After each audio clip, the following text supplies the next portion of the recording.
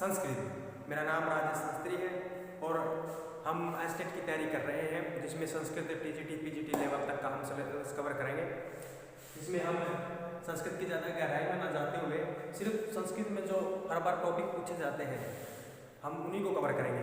तो मैंने पिछले वीडियो में ये लिखवाए थे कुछ, तो ये कहा था कि इन्हें आप जैसे इस सूत्र को याद करोगे तो आपको ये अपने आप ही याद हो जाएगा। इसको चाहे रटो या कैसे भी करो, इसको याद करना था। पहले वीडियो में मैंने बता दिया था ये। अब एस्टेट में क्या पूछता है, मेन बात है ये क्या पूछता है, बात है ये। जैसे क वर्ग में हमें पता है कि हर वर्ग में 5 वर्ण होते हैं। जैसे कि क वर्ग में हो जाएंगे क, ख, ग, घ, घ, ये 5 वर्ण। ये 5 वर्ण होते हैं क वर्ग में। इसी प्रकार च वर्ग में 5 वर्ण होते हैं। इसी प्रकार टू यानी ट वर्ग, टू यानी ट वर्ग, उ यानी प वर्ग। और ये उपध्मानीय है जो एस्टेट में ये दे देगा कि क का उच्चारण स्थान बताओ। ऑप्शन में देख पाएंगे हमारे पास कंठ, तालु, मूर्धा और ओष्ठ। तो हमें पता है कि क का उच्चारण स्थान क्या है, क का स्थान है कंठ। तो दोस्तों इसी तरह ये इचुए सानाम तालु, ये एक सूत्र ही है जिससे इन सब का हमें अबोध हो जाता है इसको याद करने से। इचुए सानाम में चावरा घाव ई के 18 प्रकार जो हमने कल की पिछले वाली वीडियो में किए थे, 18 प्रकार। यह श तालु से बोला जाता है। हमारे पास टीजीटी या पीजीटी लेवल में पूछा जा सकता है कि ई का उच्चारण स्थान बताओ, तो हमें अगर याद आता हो बताएंगे कि ई का उच्चारण स्थान तालु होता है। फिर ये ट वर्ग आ गया, ट ढ ढ। इसी प्रकार री कितने प्रकार के थे हमने कल ये किया था, कि हमारा है स, इसका स्थान होता है। पेपर में वो देगा जैसे कि ये दे देगा च और पूछेगा कि च का उच्चारण स्थान बताओ। तो हमें पता है कि च का उच्चारण स्थान कहाँ पर है, हमारा है उच्चारण स्थान तालु। ठीक है दोस्तों, आप समझ गए होंगे ये बात। और फिर बात आती है ये इस सूत्र की, यम गणना नाम नासिका च। हमें पता है कि यह, मैं, ग, न और न हमारे प्रत्येक वर्ग के अंतिम वर्ण है, इसलिए यहाँ पर च लगाया है नासिका च। इनको बोलने का स्थान एक तो होता है ये कंठ से, तालु से, मूर्धा से, दंत से और ओष्ठ से, और साथ में ये बोला जाता है नासिका से। तो नासिका च, इसलिए यहाँ पर दे देगा कि यह का उच्चारण स्थान बताओ।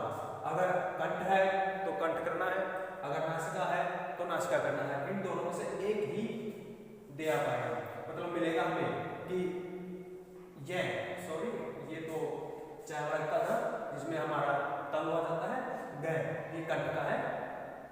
ठीक है दोस्तों, ये मैं, हमारा मैं आ जाता है ये दंत में।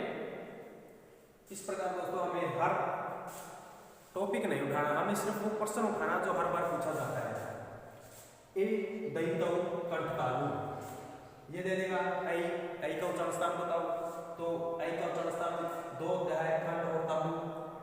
कंठ कैसे बना और तालु कैसे बना, आप सबको पता है कि इनकी संधि होने के बाद ही ई का और ए का मेल होने पर, जैसे ए और ई का मेल होने पर, सॉरी एक मिनट को, ई और ए का मेल होने पर गुण संधि होती है जिसमें ए बनता है ए। अब ई का उच्चारण स्थान क्या है, तालु है, ये रहा। ए का उच्चारण स्थान क्या है, कंठ है, यहाँ पर ये रहा 18 प्रकार का, इसलिए ए बना है। तो इन दोनों का उच्चारण स्थान हो जाएगा कंठ और तालु। इसी प्रकार ये है औदंतम कंठोष्टम, इसमें ओ औ इन दोनों का स्थान हो जाएगा कंठ और तालु। आपको पता है कि ओ कैसे बनता है और औ कैसे बनता है, ये भी गुण संधि हो जाती है। और हमारा ऊ बोला जाता है ओष्ठ से, उपध्मानीय ओष्ठ से, और ऊ हमने अभी किया है ओष्ठ से हो गया, और हमारा ए वर्ण हो जाता है कंठ से। तो ये दोनों हो गए कंठ और तालु। वकारस्य दंतोष्टम, वकार का उच्चारण स्थान हमारा दंतोष्टम होगा। वो पेपर में देगा कि वह का उच्चारण स्थान बताओ, ऑप्शन में दे देगा कंठ, तालु, मूर्धा और दंतोष्टम। तो हमें दंतोष्टम वहां पर भर के आना है। ये समझ गए होंगे दोस्तों आप। अगर आपको उसका स्क्रीनशॉट लेना है तो 1 मिनट रुको आप, इसको रखो दोस्तों या कैसे भी करो, पूछे यही जाते हैं, ज़्यादा संस्कृत की गहराई में नहीं जाना हमें सिर्फ वही करना है जो हर बार हमसे पूछा जाता है।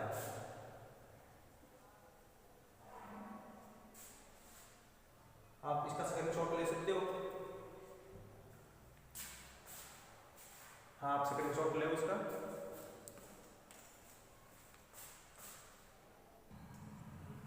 हेलो दोस्तों, आपने स्क्रीनशॉट ले लिया होगा उसका। अब आगे ये हमारे यतन आते हैं, यतन दविदा। ये यतन क्या होते हैं? यतन हमारे जब अभ्यंतर, एक होता है अभ्यंतर और एक होता है बाह्य से। अभ्यंतर और बाह्य ये 2 प्रकार के यतन होते हैं। अब अभ्यंतर प्रयत्न किन्हें कहते हैं? अभ्यंतर प्रयत्न वो होते हैं जो हम मुंह के अंदर बोले जाने वाले वर्णों के स्पर्श होता है, कंठ से होता है, तालु से होता है। जब वक्ता बोलता है तो उसी का महत्व होता है, वो होता है अभ्यंतर, ठीक है। और जब हमारा कोई वर्ण हमारे मुख से बाहर निकल जाता है और सुनने वाला श्रोता उसको ग्रहण करता है तो उसे बाह्य कह देते हैं। तो अभ्यंतर प्रयत्न हमारे सपृष्ठ है, ईशित सपृष्ठ है, विवृत है, ईशत विवृतम है और सवृत है। ये हमारे 5 प्रकार के होते हैं। और पीछे स्टेट में तो ये भी पूछा गया था कि अभ्यंतर कितने प्रकार के होते हैं। अभ्यंतर प्रयत्न कितने प्रकार के होते हैं? 5 प्रकार के होते हैं। ये हेडलाइन बहुत मुख्य है।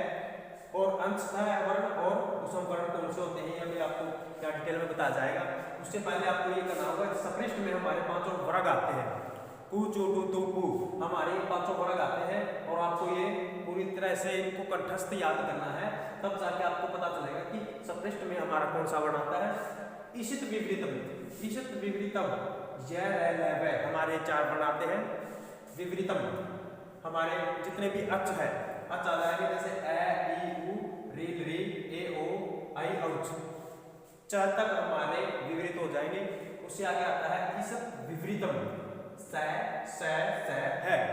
इसमें हमारे ईशत विवृतम में आ गई सवृत जो हमारा 5वां है। इसमें हर्षव ए का प्रयोग होता है। हर्षव ए का प्रयोग हमने ये बताया था कि ए हमारा 18 प्रकार का होता है, उसमें से सिर्फ हर्षव ए का प्रयोग ही सवृत में होता है। आप समझ गए होंगे। अंतःसतह वर्ण कौन से हैं? अंतःसतह वर्ण पहले ये समझो कि आप सपृष्ठ क्या होता है? सपृष्ठ का मतलब होता है कि मुख में बोले हमारे जो हमारी जीभ है मुख के अंदर तटस्थ स्थानों पर स्पर्श करती है, प्रत्येक तालु पर, मूर्धा पर, ठीक है, स्पर्श करती है। इसके कारण में सपृष्ठ कहा जाता है। ईशत सपृष्ठ का मतलब होता है थोड़ा सा सपृष्ट करना। आप इनको बोल के देखो, हमारे जीभ थोड़ा सा स्पर्श करेगी, लेकिन आप अगर इसको बोल के देखोगे तो स्पर्श पूरी तरह होगा। विपरीत क्या होता है? विपरीत होता है कि वर्णों के उच्चारण के समय हमारे मुख का खुलना। हमारा मुख कितना खुलता है? ए हमारा मुख पूरा खुलता है, ई मुख पूरा खुलता है, आई औ। इसी तरह ईशत विपरीतम, ईशत विपरीतम का मतलब होता है हमारे मुख का वर्णों को बोलते समय कम खुलना। आप स को बोल के देखो कि स बोलते वक्त हमारा मुख ज्यादा नहीं खुला जाएगा, जैसे स और है। आप समझ गए होंगे, प्रयोग है, आप समझ चुके हो। अब अंशतः वर्ण कौन से होते हैं? अंशतः वर्ण ये हमारे ज र ल व, इनको ही अंशतः वर्ण कहा जाता है। उसम वर्ण अंशतः इन्हें क्यों कहा जाता है? क्योंकि ये हमारे वर्गों के बीच में है, सपृष्ठ के और अच के हमारे बीच में होने कारण के अंशतः कहा जाता है। उसम वर्ण वो होते हैं जिनको बोलते समय हमारे मुख से उष्मा से निकले। उष्मा जैसे आप इसको स बोलोगे ना, स है, हमारे मुख से उष्मा से निकलेगी, इस कारण इसको उसम वर्ण भी कहा जाता है। और ये पूछे भी जाते हैं पर पीछे देखा था मैंने स्टेट में सारी अंशतः वर्ण के बारे में पूछा गया था कि ऑप्शन में एक ये दे दिया था, इनमें से एक दे दिया था, इनमें से एक दे दिया था, ये पूछ लेगा कि अंशतः वर्ण कौन सा है, तो हमें यहाँ पर यह को टिक करना था। तो आप समझ गए हो गई। अभ्यंतर प्रयत्न हमारे 5 प्रकार के होते हैं। सवृत हमारा 5 प्रकार, सवृत हमारा प्रयोग होता है। ये अभ्यंतर प्रयत्न 5 प्रकार के हैं। अब इससे आगे हम बाह्य प्रयत्न लिखेंगे। आप इनका स्क्रीनशॉट ले सकते हो। अगर आपको कुछ समझ ना आए तो आप प्लीज कमेंट करो, आपका कमेंट का तुरंत जवाब मिलेगा आपको क्या नहीं समझ में आया। और दूसरी बात, अगर आपको ये हमारा जो प्रयास किया छोटा सा अगर आपको अच्छा लगता है तो प्लीज इसको दोस्तों में शेयर करो, लाइक सब्सक्राइब जरूर हुआ तो आप इसका स्क्रीनशॉट ले सकते हो। आपने इसका स्क्रीनशॉट ले लिया हुआ, आप समझ तो गए होंगे दोस्तों इसमें क्या क्या पूछा जाता है, कैसे पूछा। इसमें ये पूछा जाता है जैसे कि ये क्या दे देगा, क्या दे देगा और ये पूछेगा कि ये अभ्यंतर परतन का कौन सा पार्ट है, कौन से पार्ट में आता है, क्या दे देगा और सपृष्ठ लिख देगा, ईशत सपृष्ठ लिख देगा, विकृत लिख देगा या ईशत विकृत लिख देगा। तो हमें पता होना चाहिए कि क्या कहाँ आता है, क्या सपृष्ठ में आता है, तो हमें सपृष्ठ को वहां पर भरना होगा, फिल करना होगा। ठीक है, इसी तरह ये देगा एच का मतलब ए दे देगा, ए दे देगा, ए कौन सा अभ्यंतर परतन है, तो हमें पता है कि ए हमारा विवृत में आता है, तो हमें विवृत को वहां पर भरना होगा। आप समझ गए होंगे। अब इसके बाद हम नेक्स्ट करते हैं बाह्य परतन। बाह्य परतन कितने होते हैं अभी आपको लिखवा दिया जाएगा।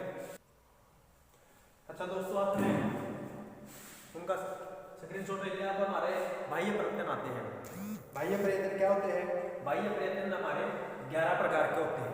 ये मैन है, यहाँ पर पूछ लिया जाता है कि बाह्य परतन कितने प्रकार के होते हैं, और पिछले एस्टेट उठाकर भी देख लेना, जरूर पूछे जाते हैं। दूसरी बात, फिर बाह्य परतन 11 प्रकार के होंगे, जिसमें विवाद, समास, अघोष, समार, नाद, घोष, अलपराण, महाप्राण, उदात, अनुदात, सवृत है। अब ये विवाह क्या होता है? वर्णों के उच्चारण के समय मुख का खुलना विवाह होता है। और समास, वर्णों के उच्चारण के समय समास का चलना ही समास होता है। अघोष एक होता है घोष, एक होता है घोष। वर्णों के उच्चारण के समय गूंज का न होना, समझ रहे हो? वर्णों के उच्चारण के समय गूंज का न होना घोष कहलाता है। और घोष, वर्णों के उच्चारण के समय जो गूंज होती है उसे घोष कहते हैं। अलग प्राण, अलग प्राण क्या होता है? अलग प्राण भी वर्णों को उच्चारण के समय प्राण का कम विकसित होना अलग प्राण होता है। महाप्राण क्या होता है?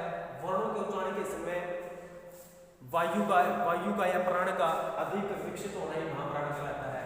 उदात, अनुदात, सवृत है, यह हमने पीछे किए थे। उचैरुदात, समाहार, सवृत है, जिसमें हमारे अच आ जाते हैं सारे। अब हमें ये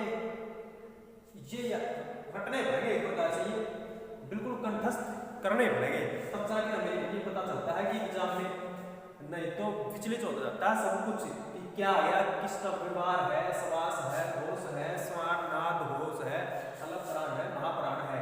इसलिए मैंने यहाँ पर एक ये शॉर्टकट सा लिखवाया है, अगर आप समझ जाओ तो। खर में आ जाते हैं विवाह, समास और घोष। खर, अब ये ख है, यहाँ से आप ये ट्रिक लगा सकते हो। ख से पहले वाला ख और क दो वर्ण आ गए, और ये स सिर्फ र तक, मतलब आप प्रत्याहार किए थे आपने स र, ये इसमें हल नहीं लेना हमें, सिर्फ यहाँ तक लेने हैं स र। आप समझ गए? खर ख है तो ख से पहले वाला क, इसी तरह च, छ, ज, ट, फ, प, और स, ये 3 प्रकार के स, तालव्य स, दीर्घ स और दंता स। समझ गए आप? फिर आ गया हमारा समान, नाद और घोष।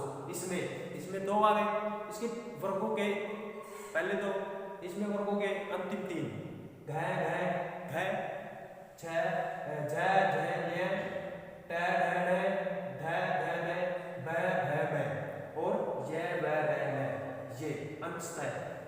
ये हमारे अंश है और ये हमारे स इसमें आएंगे। फिर आता है हमारा अलग प्राण। अलग प्राण के मान में आ जाते हैं प्रत्येक वर्ग का पहला, तीसरा और 5वां वर्ण। समझ रहे हो दोस्तों?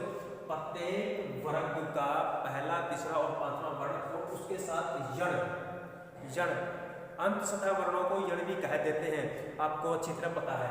अंत सतह वर्णों को यण भी कह देते हैं। इसमें अलग प्राण में पहला, तीसरा, 5वां और यण फिर आता है महाप्राण, हमारे महाप्राण में आ जाएगा। इसमें तो वर्गों के पहले तीसरा पांचवा था, इसमें जो सा रह गया क्या रहता है, दूसरा और चौथा रहता है, दूसरा चौथा और ये सल, उसम को सल भी कहते हैं, ये आपको अच्छी तरह पता है, दूसरा चौथा और सल, समझ रहे हैं दोस्त। अब आगे उदात अनुदात और समृद्ध, इसमें हमारे सारे के सारे अच आ जाते हैं, अच ए ई उ री ली ए ओ आई औ, ये हमारे अच इसमें सम्मिलित हो जाते हैं।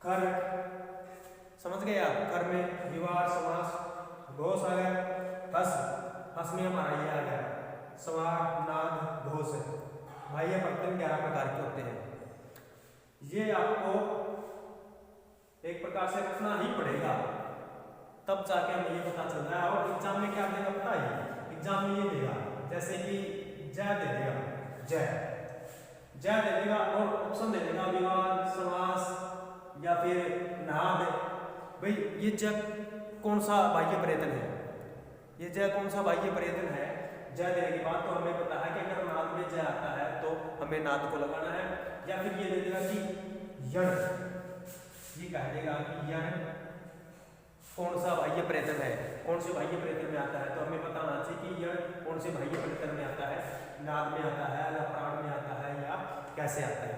हमें ये सब तब याद होगी जब हम इसको पूरी तरह कंठस्थ करेंगे, या फिर इसका पूरी तरह रट्टा ही लगाना पड़ेगा, क्योंकि एस्टेट हमारे बिल्कुल नजदीक आ चुका है दोस्तों। अब आपको ये कैसे करना है ये आप समझ सकते हो।